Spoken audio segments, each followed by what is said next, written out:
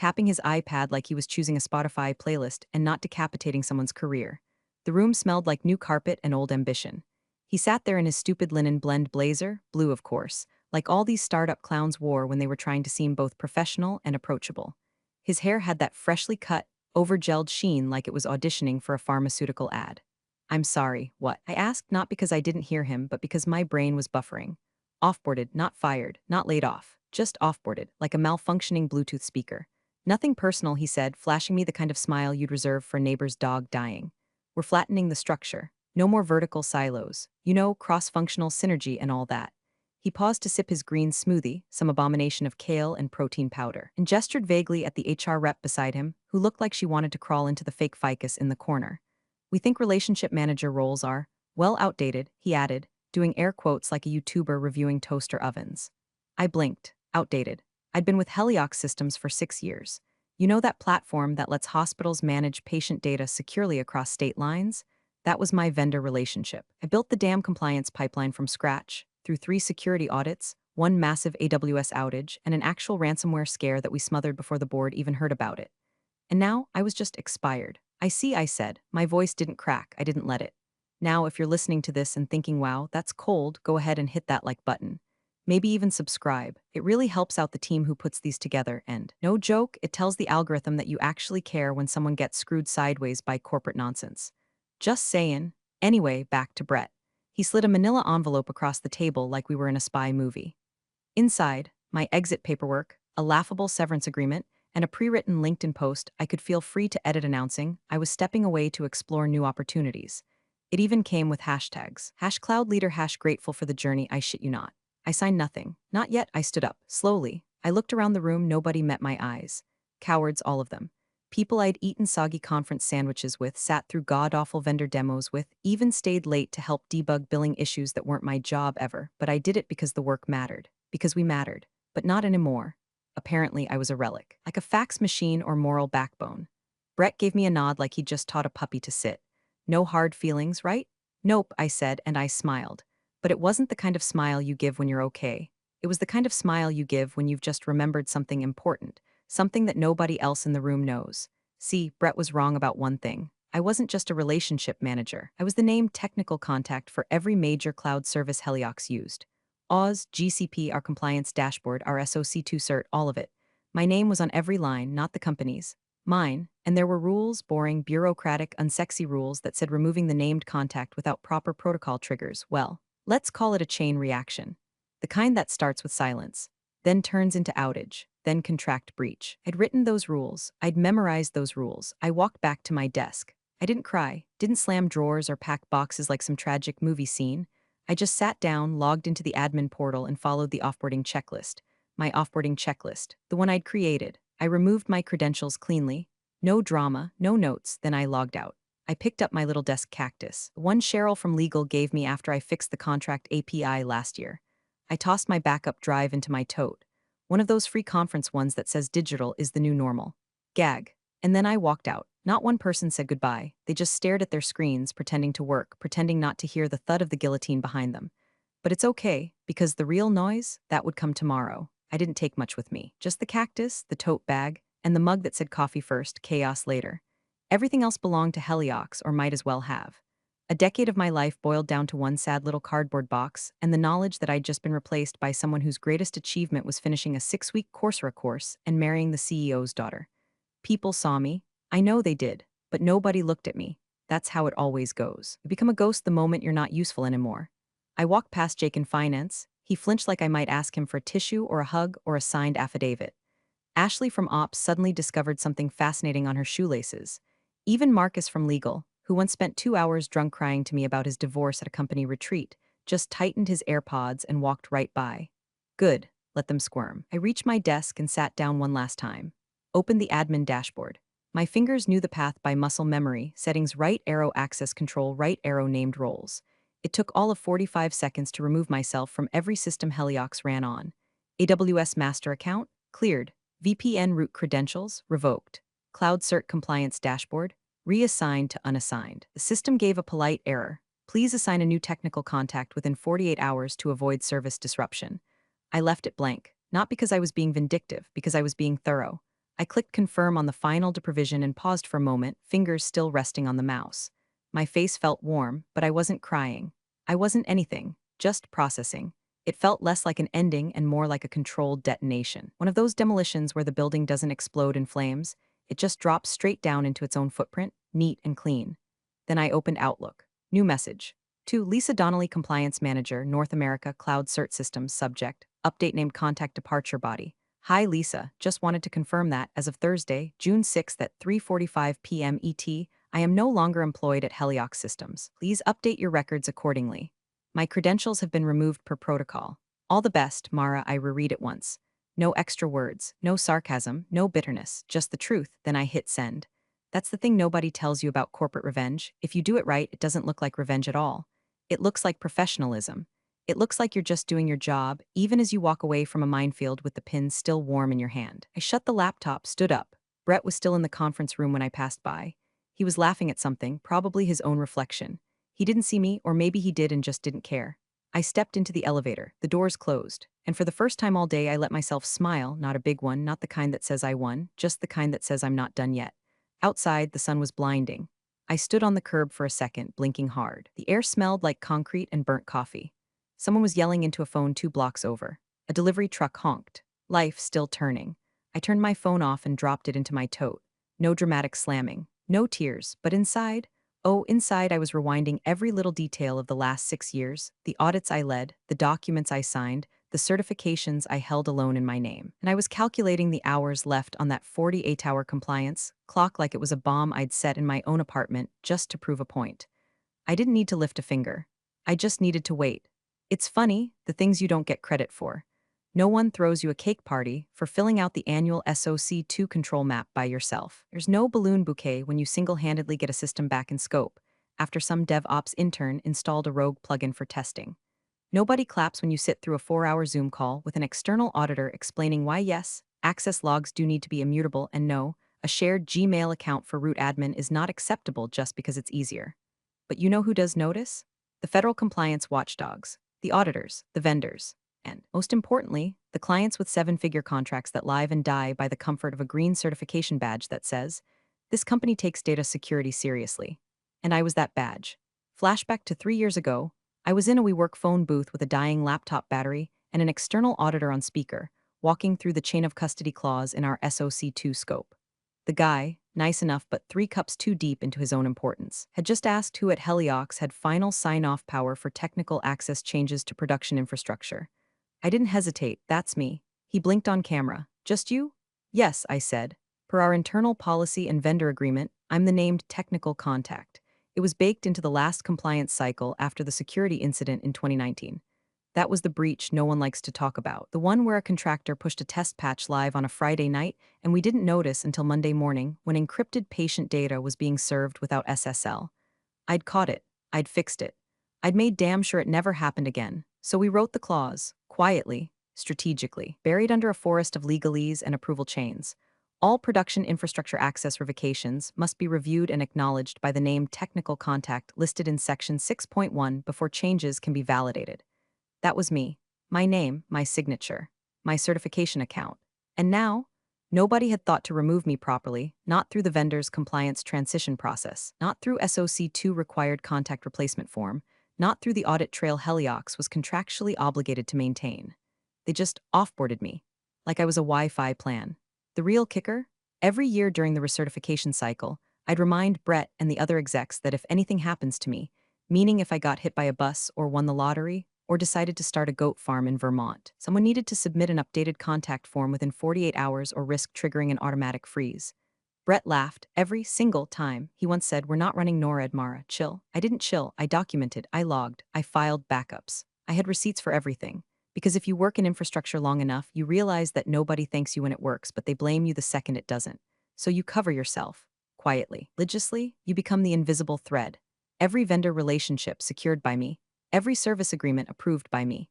Every audit trail, every incident report, every password policy, every TLS update, every access control chart with a red asterisk next to my name, primary contact, Mara Jensen. Nobody else even knew how to log into our compliance dashboard. They just pinged me whenever a report was due or a client wanted reassurance. I was their insurance policy, the ghost in the server room. The person who remembered why that one S3 bucket wasn't supposed to be touched, and what happened the last time someone did. Now I was gone, and the thread snapped. They thought they could cut me loose without checking what I held up. That's the problem with invisible things, they don't seem important until they're not there. Until the ceiling caves in and nobody remembers which beam was load-bearing. I wasn't angry anymore. I was proud, in a way that felt both sad and smug. I had made myself essential in the most boring, unglamorous, irreplaceable way possible. I had become the lock, and Brett had just thrown out the key because it didn't match his aesthetic. Let him find out the hard way. Tick, tick. 2 days after my exit, I was making pancakes in my pajamas when the first little whiff of poetic justice drifted through the air, like the smell of rain on hot asphalt. Only this storm was man-made and marching straight toward a glass-walled conference room full of overconfident idiots with MBA hangovers. A friend from product, let's call her N, texted me with the kind of vague, adrenaline-laced urgency usually reserved for office breakups or surprise inspections. You didn't hear it from me, but they're doing a massive investor demo on Friday. Board plus clients plus some press. They're calling it a visibility summit, Elmau. She followed it with a popcorn gif and then, God bless her, a screenshot of a Slack thread. And there he was, Brett, the sentient haircut, in full digital Napoleon mode. This demo's our moment to show investors we're enterprise ready. Fat has been trimmed, signal over noise, let's fing deliver. The message had a fire emoji. Of course it did. Another screenshot followed, this one from marketing. Can we update the client dashboard visuals to show 100% uptime? Also add the SOC2 compliance badge back to the footer? Back. I actually choked on my coffee. They were re-adding the badge I had personally configured through a verified API that required active certification, which, as of 48 hours post my departure, was suspended pending contact verification. That badge wasn't just a PNG file. It was live authenticated, meaning the second the demo hit the compliance page, it would do a real-time verification ping, and that ping would fail. I sat back in my kitchen chair, still in my fuzzy socks, and laughed, not loud, not manic, just a single, stunned exhale of disbelief, like watching someone wipe down a gas pump with a lit cigarette. The irony here was cosmic. They were using my work, my infrastructure, my procedures, my carefully tended automation to fake the image of resilience, and all of it was one heartbeat away from imploding in real time. Let's talk about that dashboard for a second. It wasn't just a toy UI. That thing pulled live metrics from every part of our backend: latency, uptime, compliance status, vendor sync health. It was my idea, born from the pain of too many meetings where we'd promised performance we couldn't prove. I built it to give clients transparency. And now, it was going to hand them the truth on a silver tray. During the most high-stakes dog-and-pony show of Brett's tiny, smug life, my phone buzzed again. N, are you okay? I'm honestly pissed. You built this thing. I typed, then deleted, then typed again. Me, oh, I'm fine, just curious, did anyone reassign me as named contact in the cloud platform? N, ooh, what's that exactly? They didn't know, they had no idea. They thought this system ran on buzzwords and espresso shots. They thought infrastructure was just background noise you muted when it got boring.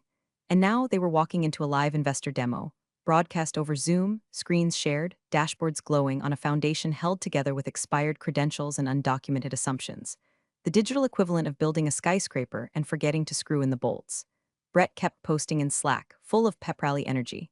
Big day coming, no margin for error. Even posted a meme, while Coyote running off a cliff, legs spinning midair, still grinning before gravity remembered he existed.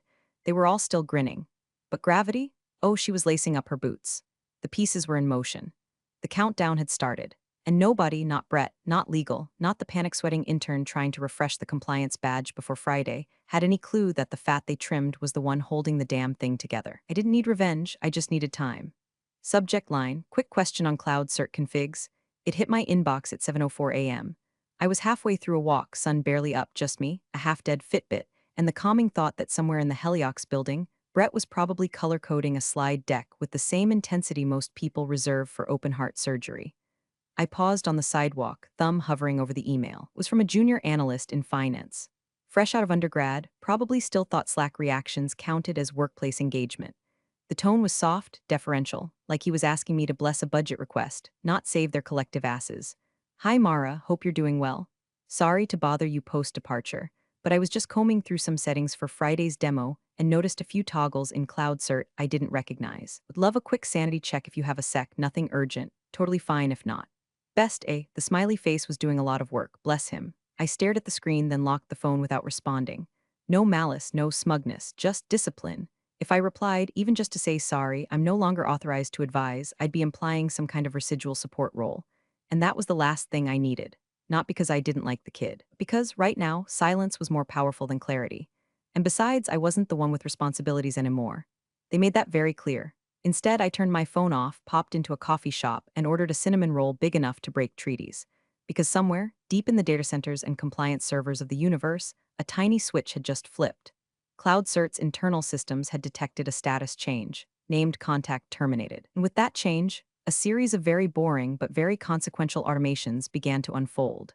First, the SOC2 watchdog AI flagged the account for inactivity and removal of multi-factor credentials. Then, it dispatched an alert to the compliance node, triggering a contact invalidation protocol. That protocol sends a notice to Heliox's account administrator, which, hilariously, still pending reassignment, and begins a 48-hour countdown to suspend dashboard access, certificate verification API connections, and most importantly, live compliance sync for all externally facing dashboards. If no verified contact is reassigned within that window, the system locks out non-compliant accounts. Automatically, no humans required, no buttons to click, just policy playing out like clockwork. It was a domino I'd helped design during our last audit. Why? Because we had to. The certification body required a guarantee that no single point of human failure could cause prolonged exposure or breach. Irony being, when I became the single point of contact, I was also the one who built the failsafe for losing me. The security paradox of every good system: protect against yourself. And now here we were, 48 hours from total platform lockout. The demo scheduled for hour 47. They were so close. Close enough to taste victory, close enough to slap a new round of funding on their slide decks and strut into boardrooms like tech gods. But underneath that glossy veneer, underneath Brett's stupid pep talks and just push the badge live again Slack commands, was a terminal countdown. Tick tick, I could already imagine the meeting where they'd discover it. Probably Thursday night. Some poor soul pulling a pre-demo systems check, refreshing the dashboard and seeing that horrible little red banner. Compliance status, invalid. Contact unverified. Access suspended in 6H12M. There'd be panic, of course, questions, calls, emails, none of which I'd answer. Because this wasn't personal, this wasn't a tantrum, this was gravity, in motion. Back at home, I pulled up the Heliox status page. Still green, still smug, for now. Thursday morning came wrapped in corporate delusion and flavored sparkling water. Heliox's internal Slack lit up like a Christmas tree. Everyone pretending not to panic. Everyone acting like they weren't about to walk into a high-speed collision with a wall labeled "you fired the wrong person." My phone buzzed again, bless N, still riding the gossip train from the inside. Screenshot #1, Brett's official announcement. Big day tomorrow, demo starts at 10 a.m. sharp. Zoom link and calendar. Board, investors, a few key clients including Global Med. Let's show them why Heliox is the future of secure, scalable cloud infrastructure. Then a second line, bolded, all hands on deck. Please make sure dashboards are refreshed and client portal is stable before EOD today. I nearly snorted coffee through my nose. Client portal stable? Buddy, your client portal is currently dangling from a compliance cliff by a frayed Ethernet cable, and the only person who knew how to reattach it is sitting in fuzzy socks eating oatmeal. Screenshot #2 was the real gift, though. Someone, probably trying to lighten the mood, had posted a meme of a dog in a burning room with the caption, "This is fine." Brett's reply? Lol. Just pray AWS doesn't crash. Face with tears of joy, just pray AWS doesn't crash. I had to get up from my kitchen table and take a lap around the block. It was too perfect, too poetic. He still thought the biggest threat was Amazon's uptime. Still thought infrastructure was some faceless beast that either worked or didn't, as if it ran on magic or caffeine or good vibes. He had no idea the real threat wasn't Amazon. It was me. The absence of me. Because right now, in some fluorescent lit room where marketing was triple-checking slide transitions and legal was printing NDAs for the press preview, a compliance time bomb was ticking so loud it might as well have been a damn metronome. Less than 24 hours remained on the cloud cert lockout countdown. The system, my system, was marching steadily toward total revocation. No manual override. No, wait, I didn't mean it. Minute that clock hit 0, the system would treat Heliox as non-compliant, and any API calls or dashboard loads that touched the SOC2 verification endpoint would return the same 3-word slap to the face: access suspended, contact unverified. That meant no uptime validation, no dashboard metrics, no client portal logins, no compliance badge on the demo footer, just red errors everywhere. And here's the best part. Brett had scheduled it for 10 a.m. sharp, which, thanks to the exact moment they terminated me on Tuesday, meant the lockout would trigger mid-demo. Not before, not after. During, I imagine some DevOps guy tried to resubmit the verification token earlier in the day. Maybe they thought it just expired. Maybe someone clicked the wrong thing. Maybe someone even tried to call Cloud Cert support, only to hit that polite automated wall of "sorry, we require a named contact on file to process this request." Too late, I had to give it to Brett. The man had inadvertently created the perfect stage for his own public unmasking. Everyone who mattered would be watching.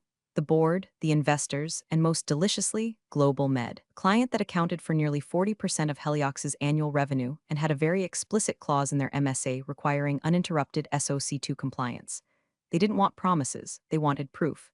And the second that proof blinked offline, so did their money. By noon Thursday, N texted again. They're scrambling. Something about error messages in the dev environment and the badge failing to refresh. I replied with a single word, interesting. I spent the rest of the day quietly cleaning my apartment, lighting a candle, and queuing up my favorite playlist. Not for drama, just for atmosphere. Because when a storm like this is coming, you don't run. You open the window, let it in, sip your tea, and listen for the thunder. 10 o'clock a.m. sharp. The Zoom tile matrix lit up like a chessboard on fire. Investors in tailored blazers. Board members with professionally blurred backgrounds. Global Med's entire executive team, front and center, cameras on, expressions taught with the kind of cordial disinterest only eight-figure clients can afford. The mood was polite, expectant, and utterly unaware that a digital cliff stood inches from their feet. Heliox's intro slide filled the screen, scalable, secure, seamless. Three lies dressed as adjectives. Brett adjusted his mic and smiled like a man who just found the last parking spot at a wine bar. "Good morning, everyone," he began, voice coated in charisma he hadn't earned. "We're thrilled to show you the next evolution of Heliox's enterprise-grade infrastructure and how we're redefining compliance at scale." I nearly gagged into my tea. He clicked to the second slide, some bloated bar chart of quarterly growth, no doubt inherited from a spreadsheet I built back when numbers still had to be accurate. Then he pivoted smoothly into his performance monologue. Words like resilience, zero latency edge deployments, and audit-ready posture flew out of his mouth with all the conviction of a child reciting the Pledge of Allegiance for pizza. Behind him, the dashboard pulsed to life. Uptime charts, API load speeds, user session rates, all piped through the front end like it was business as usual. Only it wasn't, because I knew what was coming next. The demo sequence was scripted. It had to be too many moving parts, too many egos watching. Right around slide 7, Brett was scheduled to switch to the live client portal to show real-time compliance transparency. They'd tested it dozens of times, but not since Tuesday, not since me. Brett's cursor floated confidently across the screen and clicked the browser tab labeled Client Portal Live. Up popped the familiar login screen.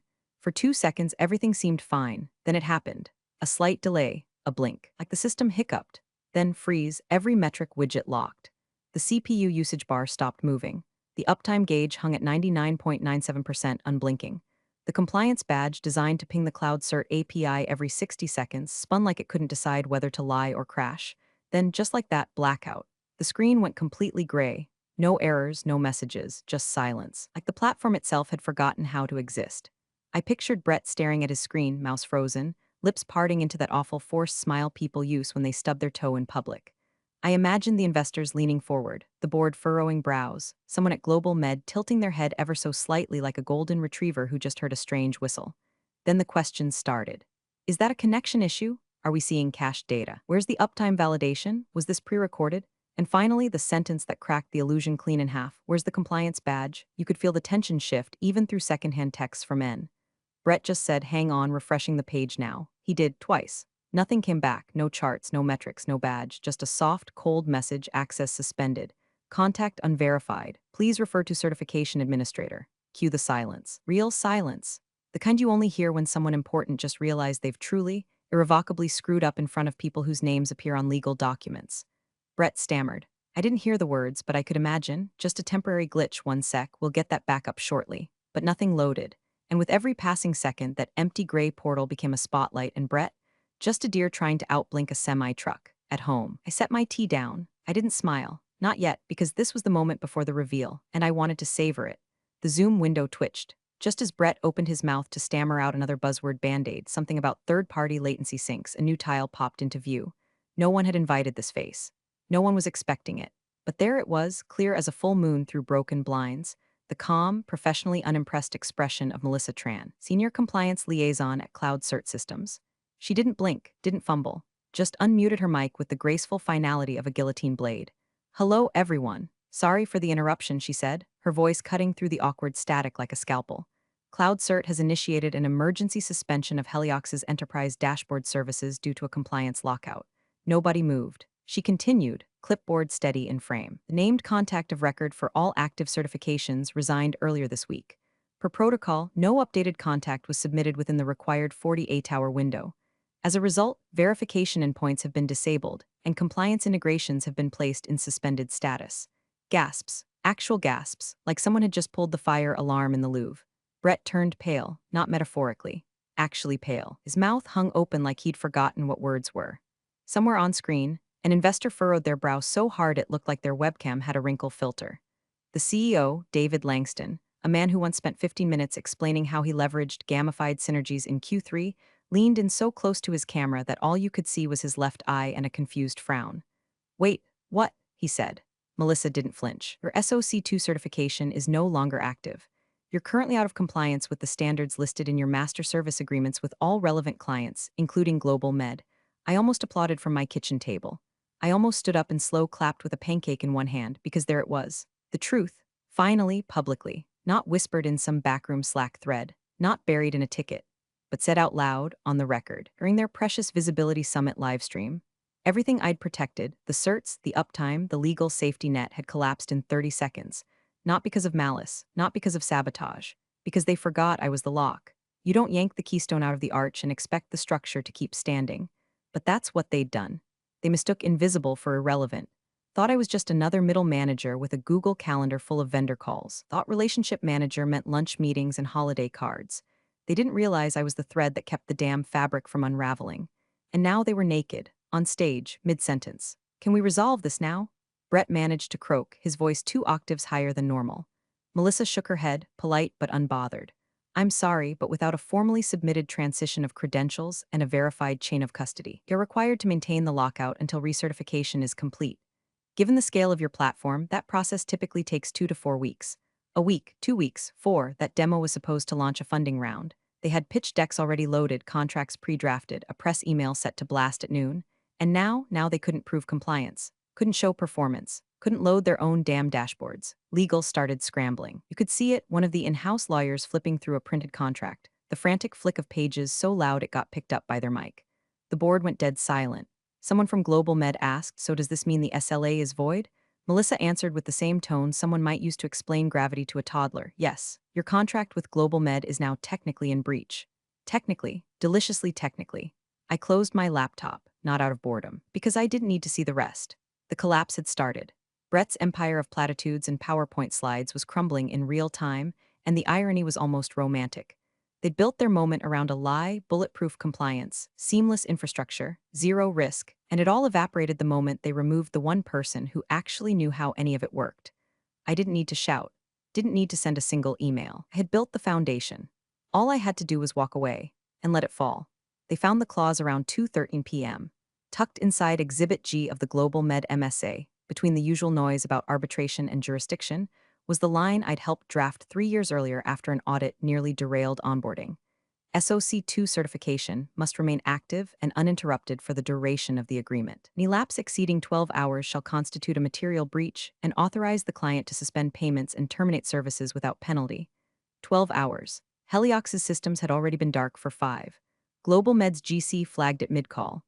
No shouting, no grandstanding, just a quiet, methodical voice saying, "Section 7.3, right there. This qualifies." That was the moment the walls started to breathe. The CFO asked, "So what does that mean in real terms?" And the answer piped in like a drone strike. "It means all future payments are on hold, effective immediately." Boom, that sound, that wasn't just the crash of one deal. That was the entire illusion of Heliox's reliability collapsing like a rigged game finally losing power. Because once one whale client pauses the money, the others start sniffing, asking questions, pulling thread. And Heliox's sweater was already unraveling. By 6:40 p.m., my phone buzzed again and, bless her persistent soul, sending a screenshot of Slack's #finance war room channel. Investor group out, confirmed via Langston. They pulled everything, not just new money, everything. The entire bridge round gone, vaporized, a ghost on a spreadsheet. Brett didn't post again after 4 p.m. His last message, a question, "Can someone loop in cloud cert again?" I think there's a manual override. There wasn't. There never had been, because the override was me, and they fired me. I didn't cry, didn't cheer. I just sat in my kitchen in the same chair I'd read the first termination email in, cradling my coffee mug and watching the fallout ripple across LinkedIn, Slack leaks, and panicked texts from people who hadn't said a word to me since the offboarding. There was something beautifully silent about it. No explosions, no screaming, just collapse. The kind of ruin that only happens when the wrong people think they're too important to understand the quiet work being done behind the scenes. That's what they never got. I wasn't a glorified assistant. I wasn't an expense center or nice to have on vendor calls. I was the lock. And the second they forgot that, I became the consequence. The coffee had gone lukewarm, but I didn't mind. The emails were coming in now: recruiters, compliance directors, CTOs from companies I'd never even heard of. Subject lines like "saw what happened, want to talk," and "we're building a real infrastructure team. You'd lead it." But the one that made me tilt my head and grin? From board member Heliox at Outlook.com: subject, "Can we talk?" No punctuation, no signature, just 5 desperate words sent after the dust settled and the bodies were counted. I didn't reply, not right away. Instead, I reached for the coffee pot, topped off my mug, and stared out the window at a quiet, blue October sky. Because when it's done right, revenge doesn't need a victory lap. You just remove the keystone and let gravity do the rest. Appreciate you sticking around, you legends of the break room. Subscribe for more chaos. Let's make your old manager spill their coffee in fear.